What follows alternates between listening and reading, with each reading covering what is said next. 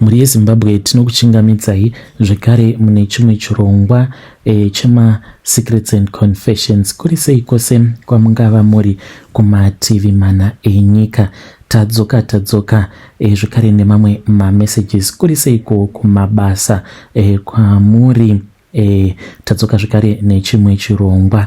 Rekedzai tibva tapinda mumamessages edu awo atadzoka takakubatirai. Hanzi mukomana chimakadii zvenyu? Ndakaendawo kuMozambique. Pandakaenda kuMozambique ndainge ndiine mari iyo yandakaenda nayo ndikanoromba. Saka mukuromba kwangu kwandakaita mukoma ndakaromba nejongwe. Saka jongwe rasekuru rinodaidzwa, kana varidaidza rinouya mudare, then unobva uchizopiwa chibage, wobva wanzi unofana kuti unge uchitokonyora chibage. Saka pandakatokonyora chibage, jongwe iri mukomanashi rakabva rachizoramba kudya kekutanga. Saka kana rikaramba kudya zvinoreva kuti rinenge richida ropa. Ndakabva ndachizopiwa bhuku ndikanzi chinyora mazita evanhu 5. Saka ndakanyora shamwari dzangu 2, ndikanyora hama dzemudzimai wangu, ndikanyora zvekare nehama yangu yeropa sezvandainge ndakaudzwa nasekuru. Saka jongwe iri rakabva rachizonorova imwe best friend yangu uyo wandakatengera sutu musi webirthday rake. Ainge asingatozvizivi kuti sutu iyo yandainge ndamutengera ndiyo sutu yaainge achazovigwa akapfeka. Saka jongwe iroro mukoma rakazodya zvaro shanga 7.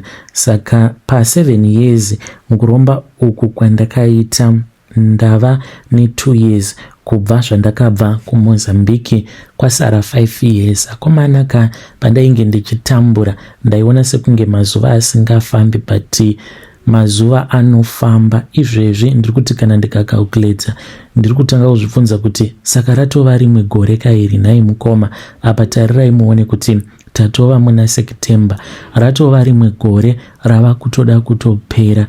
Apa kwasara makore mashomanana. Ndaiti mari inogutika, especially kana iri mari yeurombwa, but haufi wakaiguta, because nelevel randava handichafambidzani nevakadzi vamwe vaya vechinherera.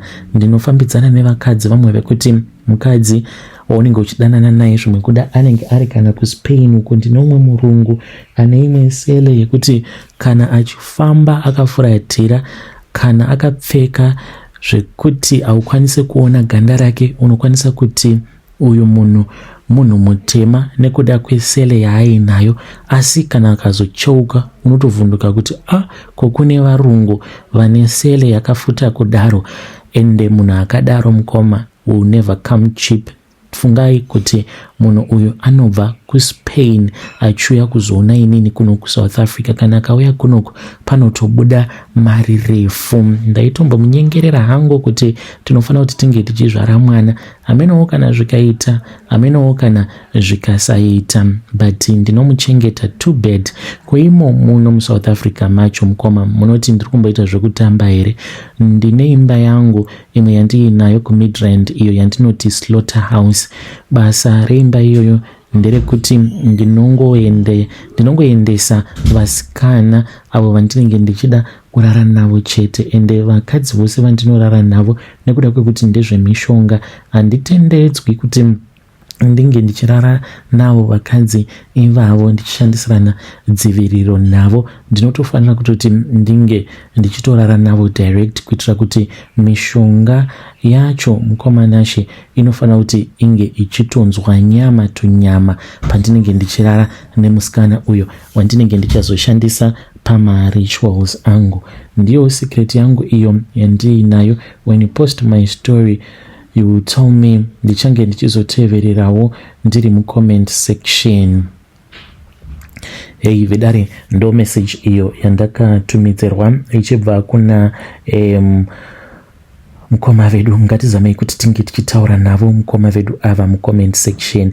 Zvakangooma hazvo vedu we pakaipa dzimwe nyaya. So pane imwe nyaya iyo yandakatumidzirwa ichibva kuna vahanzvadzi vedu. Hanzi makadii zvenyu mukoma, ndinokumbirawo kuti munge muchindiposterawo nyaya yangu makavikawo chitupa changu. Ndakatanga kuziva kuti baba vangu vainge vakaromba apo pandainge ndaroorwa, ndakatochata, but masainzi ainge atongoripo ekuti baba vangu vainge vakaromba.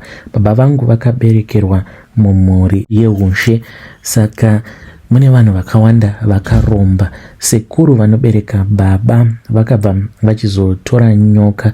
Vaiva vaine shato yavo yavainge vainayo. Shato iyi ndiyo yavaishandisa pakurima, saka vakazofa. Shato iyoyo vakazoisiya iri mumaoko ababa vangu, nekuti baba ndivo vainge vari sazita wababa vavo. Saka baba vangu vakazobva kumusha vakazoya vakatenga imba muHighfields, ndomatakazokurira imomo. Baba vangu mukoma vaitondiita mudzimai wavo zvaitozivikanwa naamai vangu. Ndaiti kana ndikaita pamuviri pane zishato rimwe raiuya, zishato iri mukoma Nashe raiti kana ruuya ndaingonzwa ndichingobatwa nehope. Kunyange ari masikati ndainzwa ndadhakwa nehope. Ndaiti kana ndarara ndaibva ndachizozviona ndakarara kana pachimhasa, baba vangu vakagara kana pachituro choumambo kana pasofa zvaro. Saka vaibva vachizosimuka vobva vandifura maoko angu. Shato iyoyo yaiuya mukoma, vobva vandisimudzira kuti inge ichikwanisa kuzozvimoneredza pamusana pangu.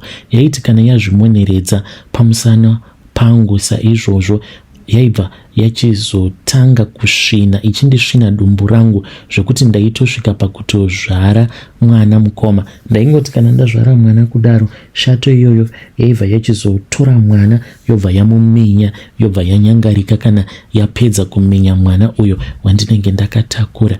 Ndaitanga kuchema. Amai vangu dzimwe nguva ndaikwanisa kungovanzwa vachichema.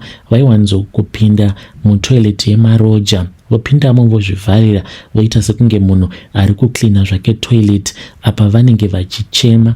Ndinoti kana ndikafunga nezvazvo mwoyo wangu unotanga kurwadza. Baba vangu vakazogumisidzira vava kuita zvokun'anga vachibatsira.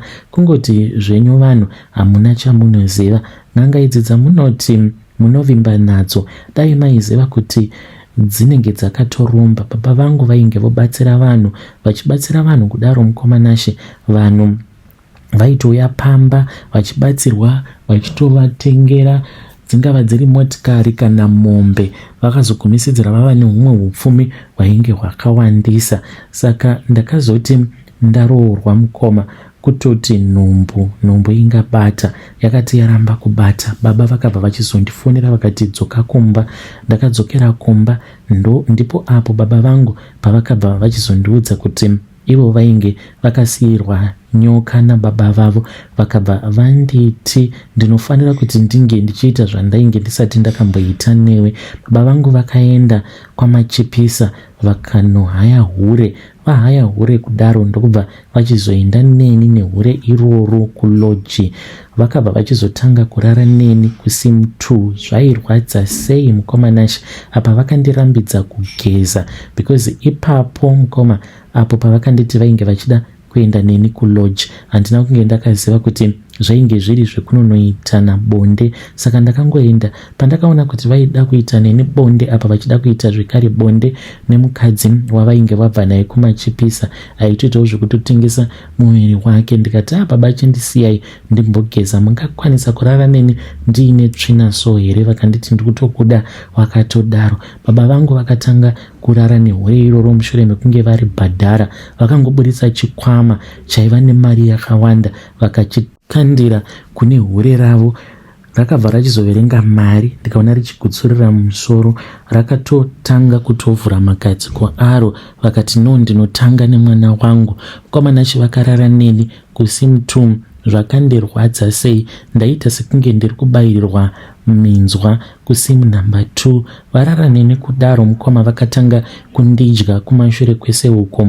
Vapedza kudaro vakazouya vakanditi ndinge ndichidya urume hwavo. Vakabva vachizonditi zvaita. Vakazondisvipira padumbu pangu vakanditi chidzokera hako kumba kwako, ndakupa maropafadzo. Uri kufanira kuti unge uchisvika usati wageza unge uchirara nemurume wako. Ndakadzokera kumurume wangu mukoma. Lucky enough ndakasvika asipo. Ndikabva ndachizozvipukuta pukuta, asi sikarudzi handina kuibata nekuti ndainge ndichitotya. ndokubva achizouya usiku hwacho tikarara tose. Mwedzi iwoyo, that was when I discovered kuti ndainge ndabatira pamuviri. Ndo zvakaiitikawo izvi mukomanashi pandakazvara mwana wangu wekutanga. Vidare ndo message iyo yandakatumidzirwa ichibva kuna vanzvadzi vedu. Naimiko zvazvakangooma hazvo vedu we yapakaipa. Rekedzai tibva taenda panyedu inotevera. Nyedu inotevera yakamira sekudai. Hanzi makadi zvenyu mukoma, ndinokumbirawo kuti muge muchindipostera nyaya yangu makaviga chitupa changu. Iko zvino nekuda kwekuti ndava nemari.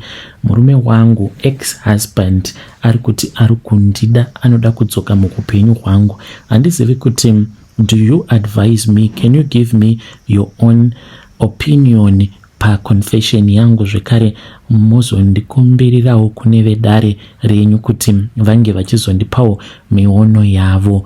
Nemurume wangu mukoma uyo wandichati Jasi takasangana apo pandainge ndichidzidza paHarare Poly. Saka makore acho iwawo aiva nemotikari yababa vake iyo yaaifamba nayo. Makore acho zvainge zvisati zvava that popular zvemushika, vanhu vazhinji vaitongozvishandisirawo zvavo makombi. Saka aitoitawo zvemushika zvichitofamba. Saka kubva zuva raakatanga kundipfimba mukoma, akatongotanga nekutongondipa mari, akanditi ndinokuda. Saka nekuda kwekuti ndakaona kuti ndaipiwa mari handina kuramba, ndikabva ndachizomubvuma. Takazotanga kudanana inini naJasi, akanditora akaenda neni kumba kwavo ndikanosangana nevabereki vake. Ndakafara zvisingaite mukoma. Vabereki vake vainge vari vanhu vainge vari free spirited and vachiratidza kuti vainge vachindifarira. Ndakazotanga kugara naye Jasi. Ndichigara naye kudaro ndakabatira pamuviri, ndokubva ndachizoita mwana wangu wekutanga.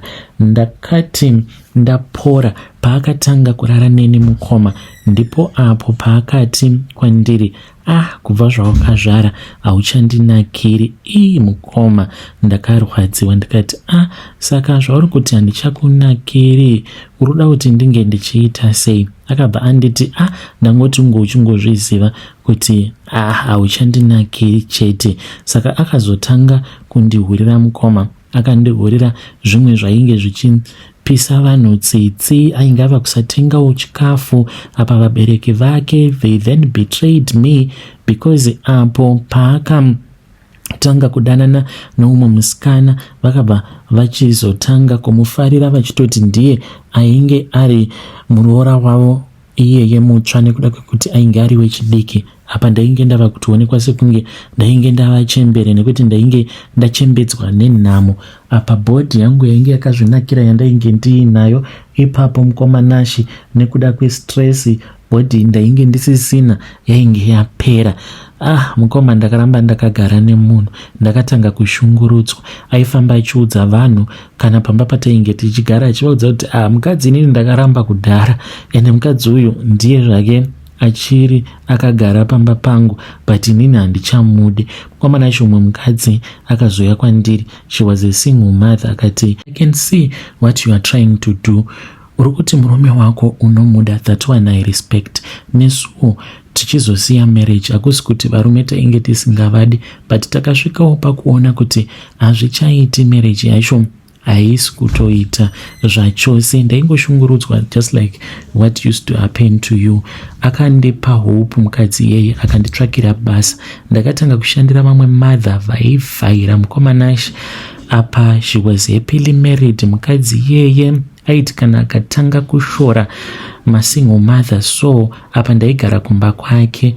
Ndaiti musikore wese wezuva ndaiswera ndichitengesa paflea market, then usiku ndichisvika ndaisvika ndowana basa rakandimirira. Ndairara na 10 p.m. every day, ndomuka kuma 5 ndichigadzirira vana kuchikoro. ndokupenyu hwandainge ndichirarama ihwohwo. Apa no appreciation, no extra nothing. Mukomanashi handina kana chandainge ndichimbopiwa, ndaingopiwa mari iyoyo yandainge ndichishandira kuflea market. Ndakasvika pakuita give up.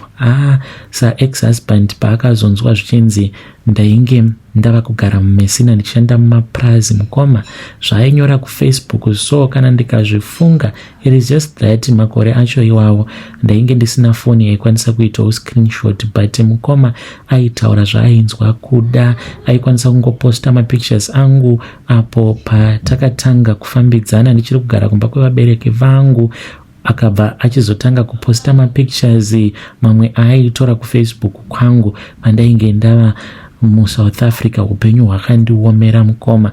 Ndainge ndisingatombozivi kuti Mwari vane nyasha dzakadai kuti ndingasvikawo pandiri.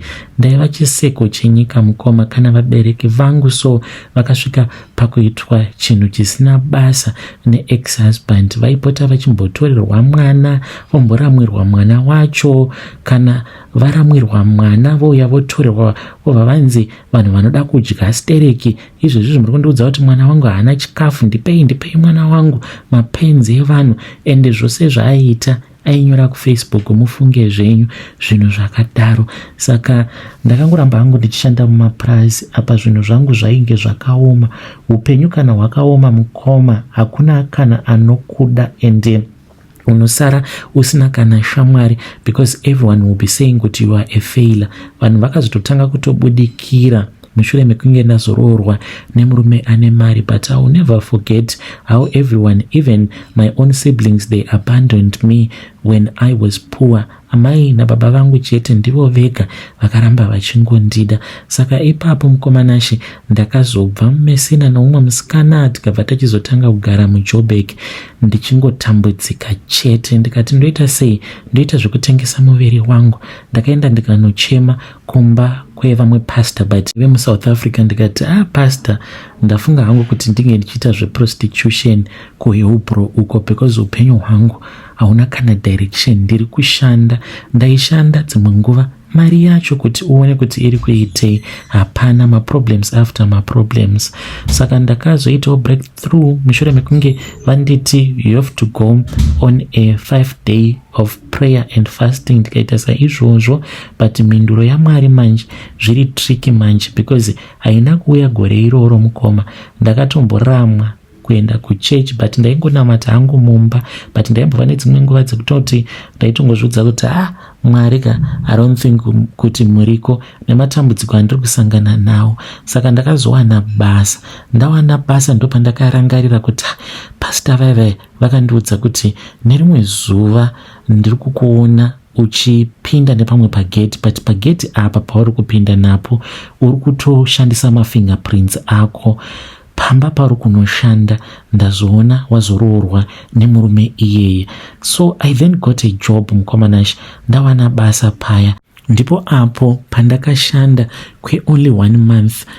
Mukomanashi, vanhu vandainge ndichishandira vaigara vachingorovana all the times. Then murume wacho akazobata mukadzi wake red handed aine chikomba. Takazogara because akanditi handidi kuti ungochiregedza kuuya kubasa. This was the husband, because mukadzi wacho akabva aitoita move out, akatotanga kutogara nechikomba chake. After the divorce mukoma ndopa akazotanga kundisvitsa shoko. Pastor ivavo ndakavatsvaka, ndikaenda kuSoweto uko, ndikati man of God, ndo nyaya iripo. Prophecy yamakandipa kudhara, that prophecy now it has come to pass. Ndiri kushanda kune imwe estate. Munhu wandinoshandira akarambana nemudzimai wake, ari kundipfimba. Handizivi kuti ndobvuma here. Vakanditi you have to agree my daughter, that is your destiny. Ndakamubvuma mukoma, akaenda neni kuZimbabwe, ndikaroorwa, family yake ikandigamuchira. Hapana kana zvetribalism, even though iye ari muNdebele inini ndiri muShona, iye ari muNdebele, pasina kana tribalism. Ndikaroorwa mukoma, vana banguru, vana bamunini vangu, madiro avanondiita. Ndipo pandakabva ndachizonzi na vatezvara vangu vainge vachida kundivhurira business. Vakati zvinonyanya kukonzeresa kuti vanhu munge muchizonetsana mumba, vabereki vako kana vakachema nenzara vanouya kwandiri. Vakabva vachizoti sezvo ivo vaine masupermarkets muBulawayo, vainge vachazondipa stock yekuti ndinge ndichitengesa muHarare, then ndobva ndachizovadzosera mari yavo, vobva vachizondibatsira kuhodha zvekare. Mukoma ndokukwanisa kuvhura kwandakaita supermarket muHarare.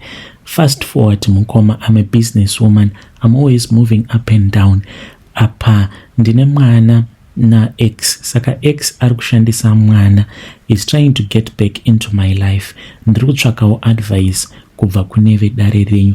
Ndamboedza, ndinoti kana ndikabloka mafone numbers ake for the sake of the child, because mwana anotanga kurwara, handizivi kuti ane mishonga yaari kushandisa here. Ndinozogumisidzira ndaita unblock again, ndobva ndataura naye so that tinge tichionesana kuti mwana toita sei naye. Kana ndikango unblocka, mukoma nashi, kana ndanga ndafonerwa nevabereki vangu vachindiudza kuti vari munzira vari kuenda nemwana kuchipatara, kungoti unblock, kungomuti saka mwana zvaari kurwara muri kufungei nemwana. Ndinobva ndatofonerwa namama same time, votondiudza kutoti mwana atova right. Saka ndiri kutsvakawo rubatsiro, handizivi kuti ndodii. I regret ever getting married to this guy. Vedare ndo message iyo yandakatumidzirwa ichibva kuna vahanzvadzi vedu. Ngatizamei kuti tinge tichitaura navo vahanzvadzi vedu ava mucomment section. Zvakangooma hazvo vedu we. Strange things indeed they do happen in this world. Hanzi kana ndikangobloka X mwana anobva arwara anoita sekunge achafa. I think kuti vari kushandisa mishonga so that vange vachikwanisa kushandisa mwana to come back into your life, and I think it is all about money. Maonero angu nekuda kwekuti makazoroorwa nemurume ane mari.